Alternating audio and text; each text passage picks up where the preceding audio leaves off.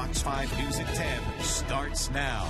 I was like, thank you, Jesus. I was just glad that I had gotten off the bus before they had the accident. More than a dozen hurt after an RTC bus and truck collide. What witnesses say the driver of the truck did and how the victims are doing tonight.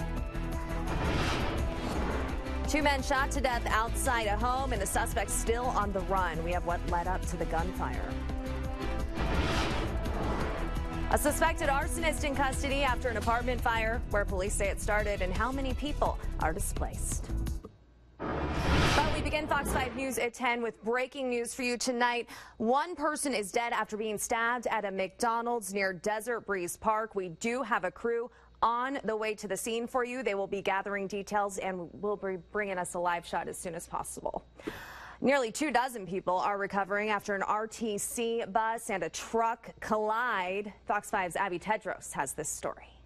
Rumalisha North still can't believe she was one stop short of living a nightmare. I had gotten off the bus back there at the stop before this one across Sahara and Pecos, and the bus was going through the light, and the truck and the bus collided. North was on her way to work when she saw the RTC bus she was just on collide with a Ford pickup truck at the intersection of Sahara and McLeod. The bus was going through the light, and they did have the light, and then the truck was coming, and they hit between the side and the front of the bus. Metro Police say 36-year-old Nicholas Escobar was driving eastbound on Sahara when he ran a red light and crashed into the right side of a bus carrying more than 20 people. Some of them have some pretty serious injuries, compound fractures of their legs and stuff because they were unrestrained in that bus. So the message here is seatbelts save your life, folks. The one person who is in life-threatening condition wasn't restrained either. Police say at least 10 passengers on the bus and 3 people in the truck were sent to the hospital for their injuries. One of the truck's passengers has internal bleeding. Longtime commuter Brandon Nemec says it's a scary situation,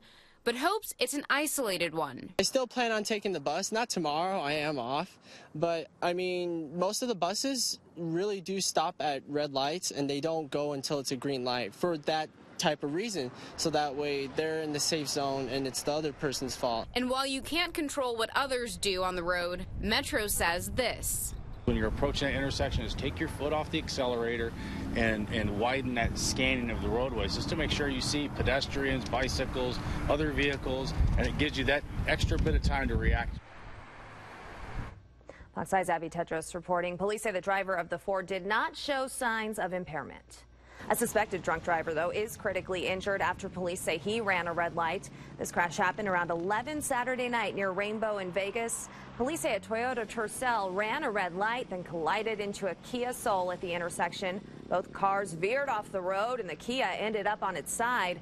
Police say 26-year-old Kendall Ponce de Leon was driving the Toyota. He was taken to UMC in critical condition, and impairment is suspected. The driver and passenger in the other car suffered minor injuries. A pedestrian is injured after being hit by a car. This happened around 4 in the afternoon near Lake Mead and Nellis. Traffic cameras show first responders at the scene. Police say the person was jaywalking when they were hit. They were taken to UMC in critical condition but are stable. The driver stayed at the scene, and impairment does not appear to be a factor. 2 suspects are wanted after a fight turns deadly outside a home. It happened around 1 in the morning on McWilliams Avenue. That's near Eastern and Bonanza. Police say 2 suspects walked past 2 men on a driveway. The group started arguing when one person fired a gun. The suspects took off. Officers found the victims with multiple gunshot wounds. They were both taken to the hospital, but both died from their injuries. The coroner says one is 29-year-old Javier Ruiz. The other victim's identity has not been released. A gunman is still on the run after a man was shot to death outside another home. Officers responded around 11 Friday night to Carroll Street near Civic Center in Lake Mead. Police say the victim was found with a gunshot wound to his side. According to the coroner, he's 34-year-old Davion McKenzie. So far, no one has been arrested, but police believe this was not random. Anyone with information on these murders should call North Las Vegas Police or Crime Stoppers 702-385-5555. A man is wanted for an armed robbery of a Brinks armored truck driver. Here's a composite sketch of the suspect. Police say a man pulled out a gun on the Brinks driver on March 9th near Decatur and Vegas. The suspect took off with money, but police did not say how much. Brinks is offering up to a $5,000 reward for information leading to an arrest and conviction of the person responsible. Another man is wanted for stealing money from a business. Here's a look at this suspect here. Police say he went inside a business on Rancho near Decatur last month and confronted a worker for cash. Police say he took off once he got it. The employee was not hurt. Arson is suspected in an apartment fire that displaced 6 people. The Clark County Fire Department says it happened just after 1 in the morning near Twain and Swenson. Police say a person put out of the apartment by roommates may have used a weapon to start a fire on the door. Crews say the flames spread and destroyed 2 units. Police say the arson suspect had minor burn injuries. The Clark County Fire's arson department handling the investigation, and they do call it suspicious. The American Red Cross is helping 2 families, including 2 children, with shelter and basic needs.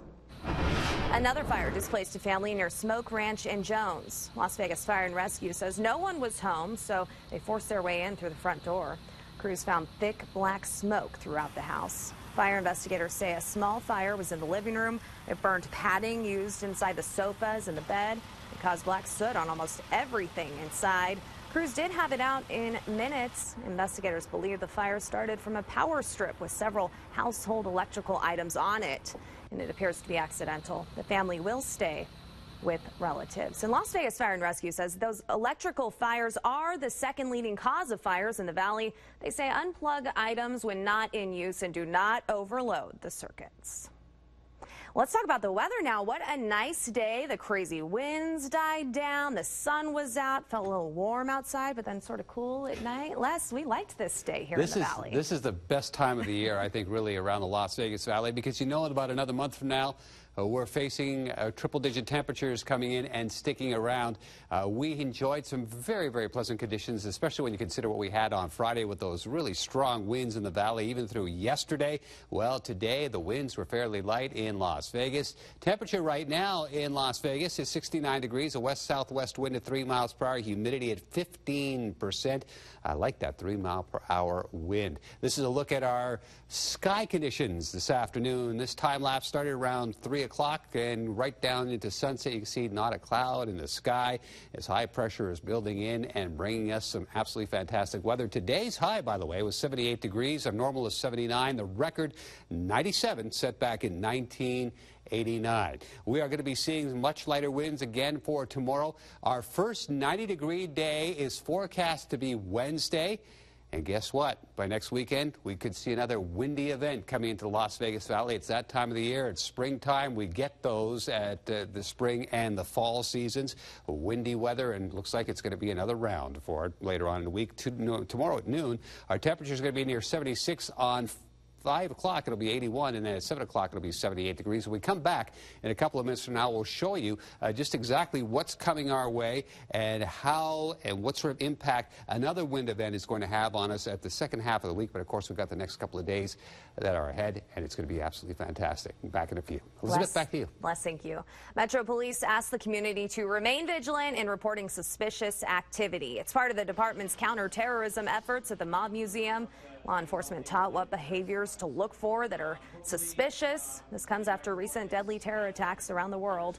Police say indicators are extreme anti-government beliefs, interest in traveling to conflict zones, and developing a radical us versus them mentality.